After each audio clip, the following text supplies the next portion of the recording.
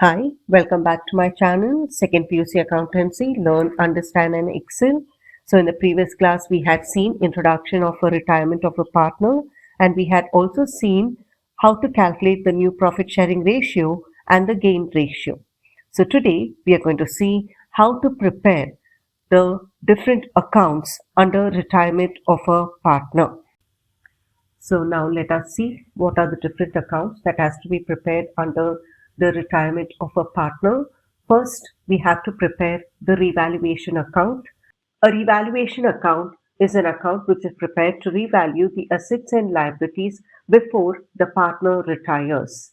And the purpose for preparing this revaluation account is that to record the increase or decrease in the value of the assets and liabilities before retirement, and to distribute the profits and losses on revaluation to all the partners, including the retiring partner, in their old profit sharing ratio. So, to find out the profits and losses and to know the increase and decrease of assets and liabilities, we prepare the revaluation account. The format for revaluation account is it is similar to the revaluation account what we prepare under admission of a partner. So here we have two sides, debit and credit side. On the debit side, we record all the increase of liabilities and decrease of assets.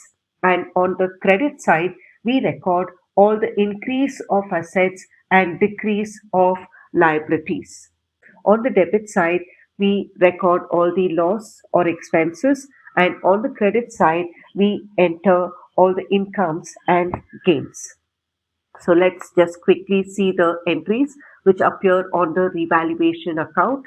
Now on the debit side, we have to record the decrease of assets, like any amount that decreases the assets, that is depreciation of any land and buildings, or depreciation of any furniture, depreciation of machinery will appear on the debit side. Next, we have is increase of liabilities. Any liabilities like creditors, bills payable are increasing, then it will be entered on the debit side of revaluation account.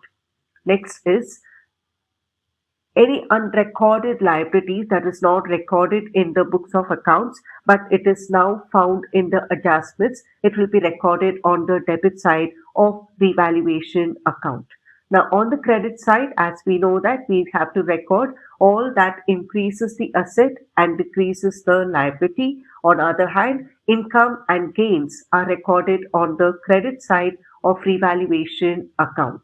So here on the credit side, any increase of assets like appreciation of an asset will be recorded on the credit side of revaluation account, and any decrease in the liabilities will be recorded in the revaluation account on the credit side, and any unrecorded assets are also recorded on the credit side of the revaluation account.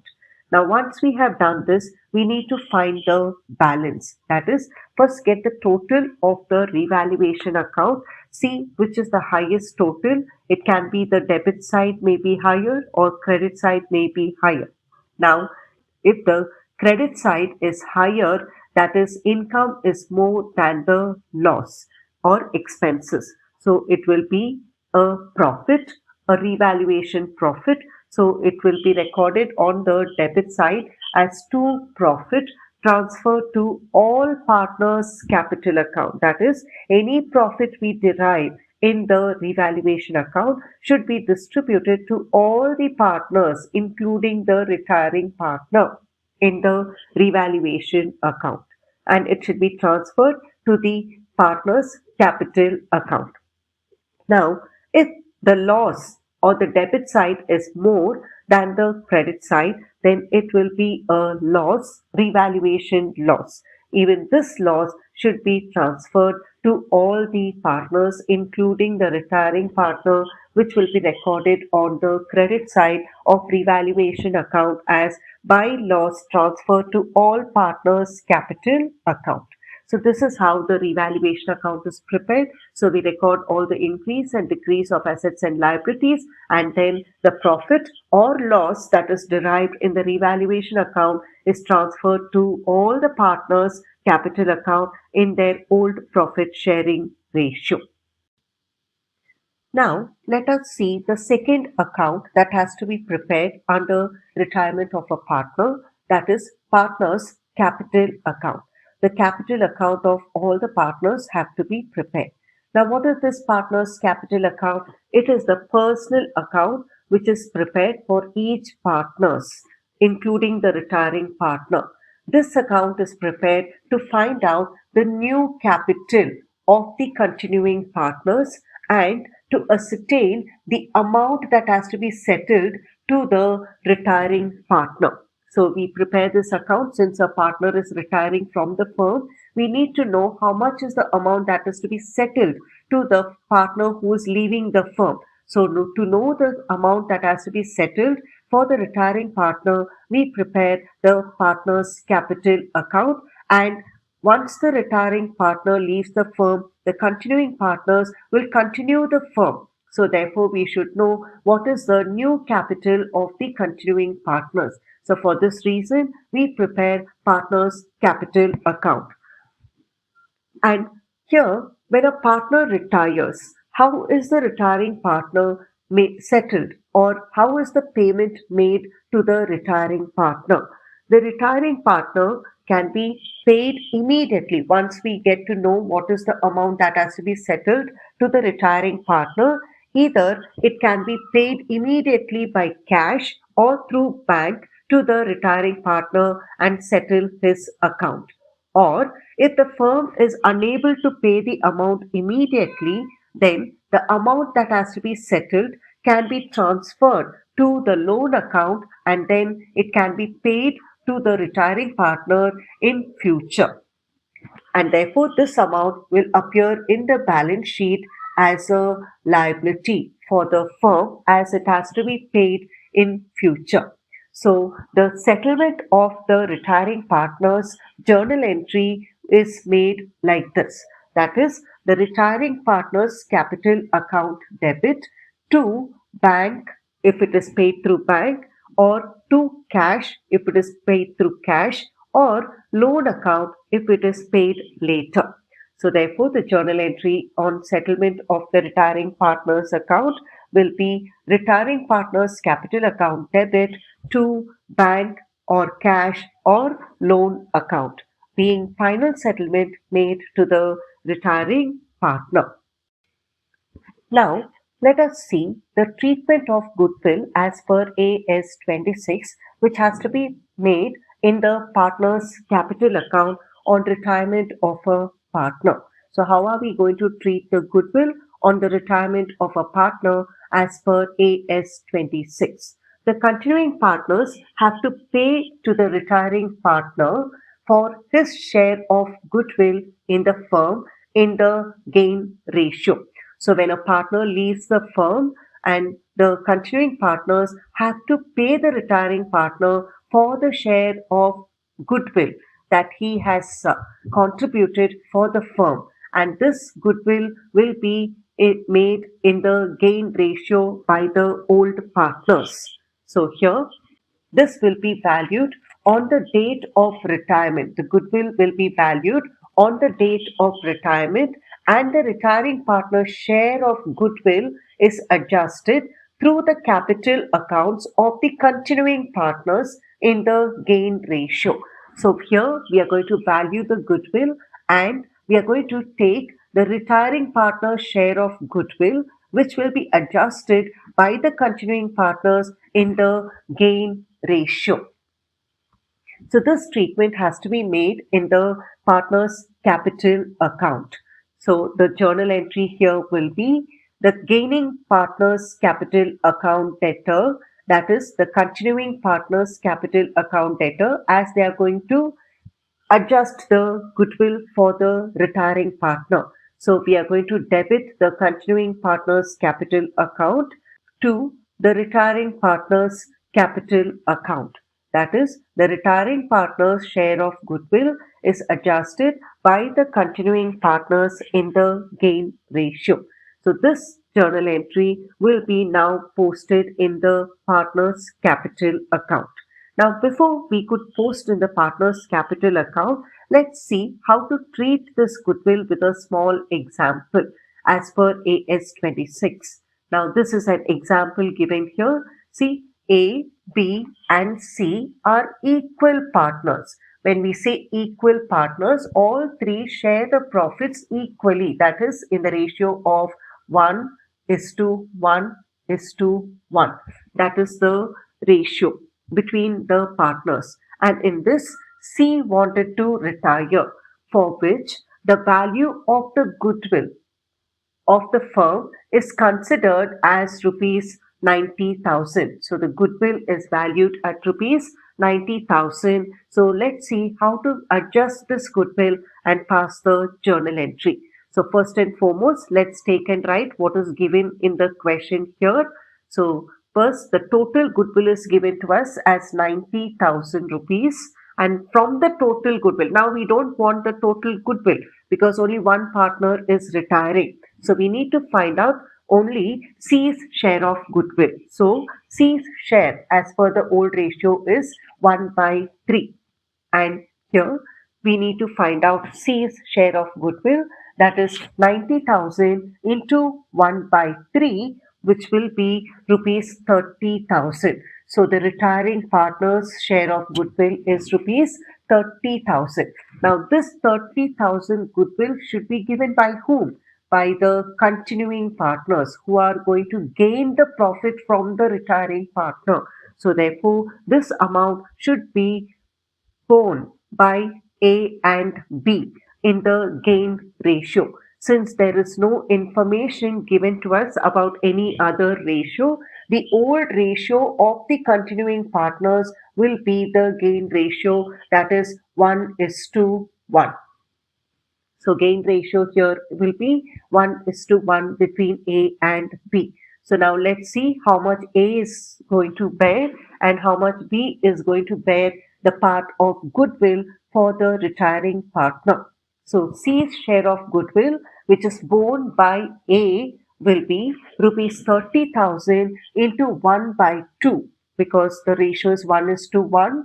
So it will be 1 by 2 and 1 by 2, which is 15,000. So A will bear 15,000 worth of goodwill towards the retiring partner.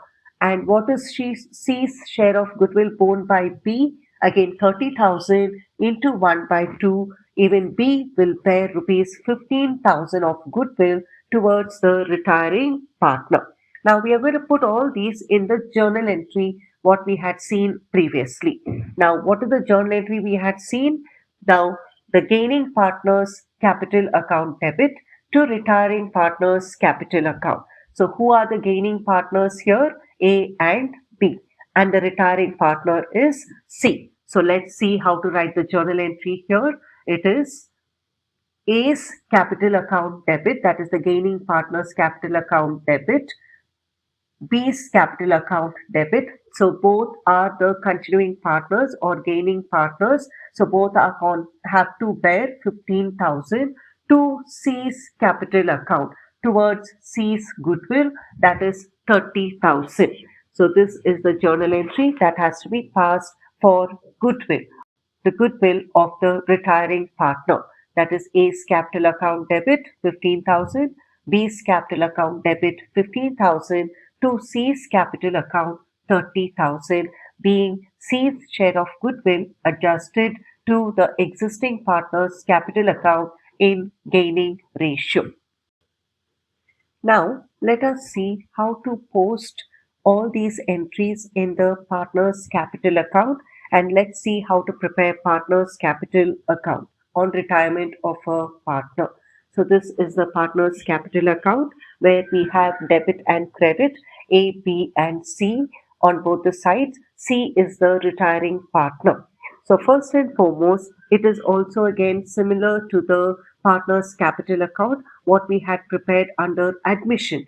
So only few entries will be different with regard to the capital and with regard to the goodwill of the retiring partner.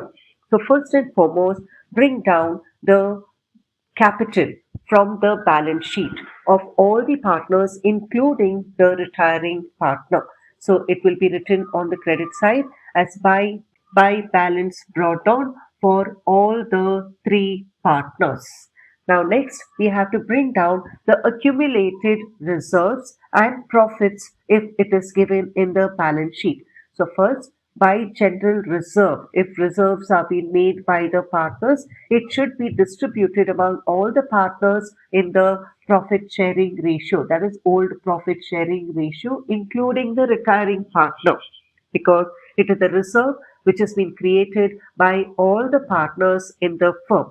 Next, if there is any profit or loss, accumulated profits or losses, if on the liability side any profits are given, it will be recorded on the credit side of partners' capital account as by profit and loss account. This again will be distributed to all the partners. If it is a loss, accumulated loss, which will be on the asset side of the old balance sheet, that should be brought down to the debit side of the partner's capital account as to profit and loss account, loss to all the partners. Even the loss should be distributed to all the partners in their old profit sharing ratio, including the retiring partner. Next, what we have to bring down is the revaluation profit or loss, which we had seen under the revaluation account. If revaluation profit, it will appear on the credit side. By revaluation account, again, it should be distributed to all the three partners. If it is a loss, revaluation loss, it will appear on the debit side as to revaluation account, loss from revaluation account, which is again distributed to all the three partners, including the retiring partner. Now we have to bring down any drawings that has been made by the partners as on the debit side, two drawings, and whoever has withdrawn will be recorded on the debit side of the partner's capital account. Now once all these entries are being done, now we need to adjust the goodwill. Now, the goodwill of the retiring partner should be adjusted by the continuing partners, as we had already seen the journal entry. It is continuing partners account debit to the retiring partners account. So it will be by A's capital account and it will be recorded in the C's column because it is the retiring partner's goodwill which has been adjusted by A. Next, B. B's capital account. So B again is adjusting C's goodwill. So it will be recorded on the credit side. And on the debit side, we will write it as to C's capital account under A and B, which is adjusted by the continuing partners.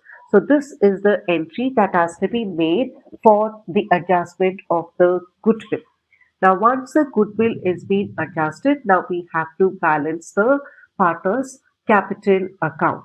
Now, when we balance the partner's capital account, let's first find the total and see that you first balance the retiring partner's capital account.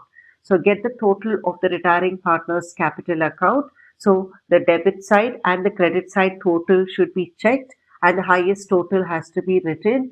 Generally, the credit side will be greater. So the greater total will be recorded on both the sides of the partner's capital account, and the balance of the retiring partner's capital account should be settled. So it can be immediately paid through bank or cash, or it can be paid in future as a loan account. So we write it as to bank or cash or loan account. This is the settlement that has to be made to the retiring partner. So this is the retiring partner's amount that is to be settled. That is the balance. This is the balance of the retiring partner. Either it can be settled through bank or through cash or through bank. According to the question, we will make a entry in the partner's capital account. Then now we have to balance the continuing partner's capital account. So always remember, first balance the retiring partner's capital account and set aside under bank account, cash account or loan account. And then now you have to balance the continuing partner's account, which will be the balance carried down. So this is the new capital of the new firm, which is to be continued by the existing partners or continuing partners. So the balance of the continuing partners should be calculated at the end. So this is how the partner's capital account is made, and the balance carried down of the continuing partners should be transferred to the new balance sheet, which will be appearing as a new capital. Now, let us see how to prepare the final statement, that is the new balance sheet.